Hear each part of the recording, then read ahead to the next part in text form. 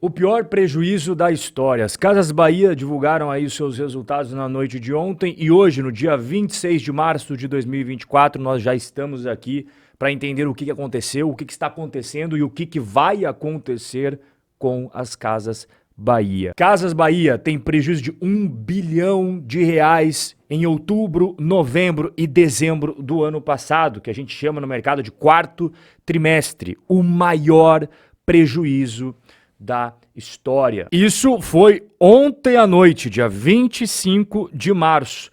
Hoje, no dia 26 de março, logo pela manhã, é isso daqui que aconteceu com as ações das Casas Bahia na Bolsa de Valores. No momento que eu estou conversando contigo aqui, caindo ali na casa de 10% em questão de minutos. Se você puxar só os últimos 3 anos. É isso daqui que aconteceu com as ações das Casas Bahia na Bolsa. Ó. Em vermelhinho, Casas Bahia teve uma queda de mais de 97%. Enquanto que o Ibovespa, durante o mesmo período, resultado positivo de 10,59%.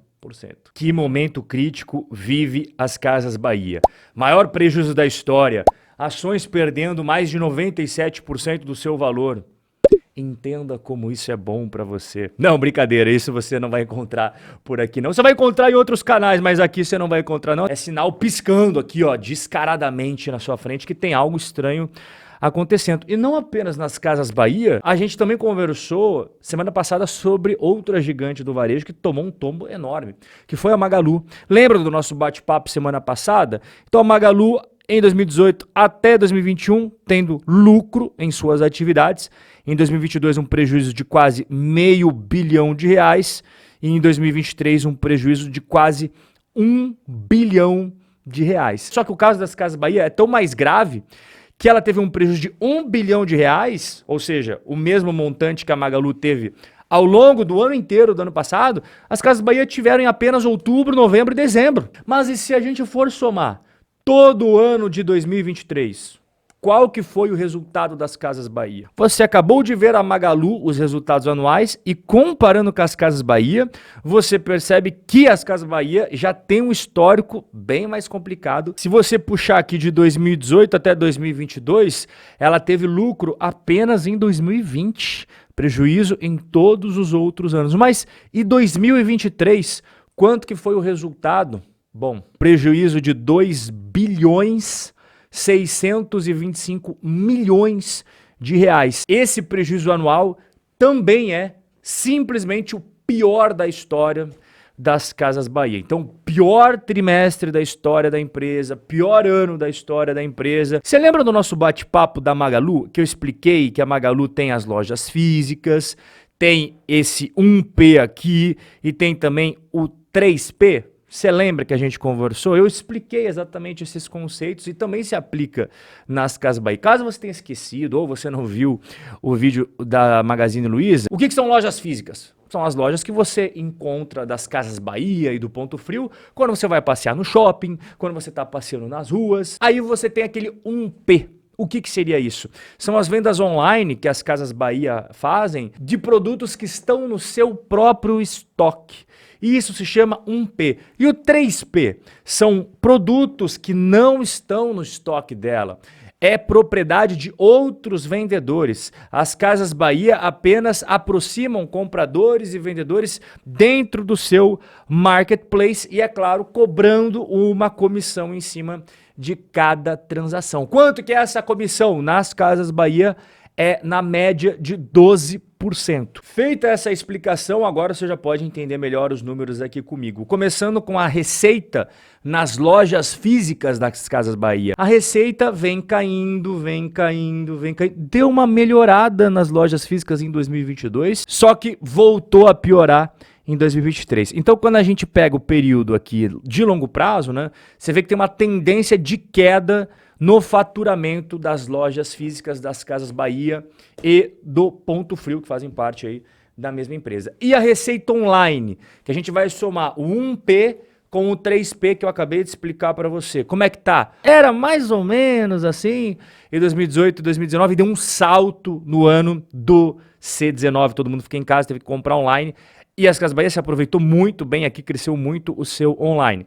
Continuou crescendo em 2021, só que daí a desaceleração veio em 2022 e desaceleração em 2023. E qual que é a explicação para isso? Bom, o pessoal das Casas Bahia dizem que no caso das lojas físicas é um cenário mais restritivo de demanda, menor disponibilidade de crédito para o consumidor, fechamento de lojas, até mesmo porque eles fecharam ao longo do ano 2023 55 lojas físicas, e a explicação para o resultado ruim aí no digital foi menor investimento no canal Business to Business, menor investimento em mídias, queda do mercado e cenário mais restritivo para compras. Só que quando a gente compara com um concorrente das Casas Bahia, que é o Mercado Livre, que já apresentou o seu resultado no final de fevereiro deste ano. Mas o Mercado Livre tem na Argentina, no México e no Brasil. As Casas Bahia só no Brasil. Então vamos ver como é que tá o Mercado Livre só no Brasil, pra gente comparar. Eles mesmos divulgam aqui, ó, Brasil Commerce. A gente vai excluir a fintech do Mercado Livre porque a gente está falando só da parte do varejo do Mercado Livre, certo?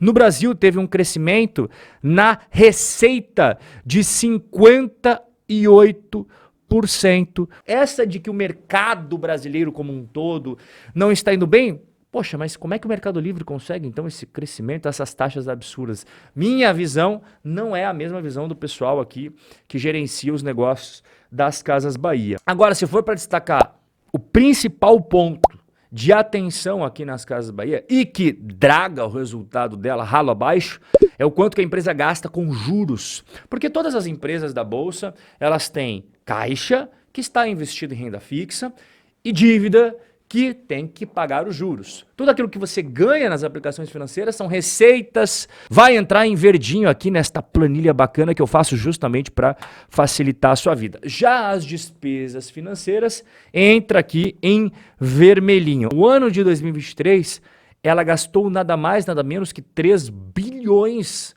e 300 milhões de reais em juros dos seus empréstimos. E aproveitando que a gente está falando de dívida, atualmente a dívida de curto prazo e longo prazo das Casas Bahia fica ali na casa de quase 4 bilhões de reais. Quando a gente faz o indicador que é para saber a capacidade de pagamento da dívida da empresa, que é o chamado dívida líquida EBITDA, dá erro. Por quê? Porque o EBITDA, que são os resultados operacionais, ou seja, tudo aquilo que entrou de receita menos o custo daqueles produtos e as despesas com salários, as despesas com aluguéis, administrativas, com vendas e tal. Ou seja, EBITDA é o resultado operacional do próprio negócio, antes de você pagar juros das dívidas e antes de você pagar impostos ao governo. Esse resultado precisa ser positivo para uma empresa ser saudável.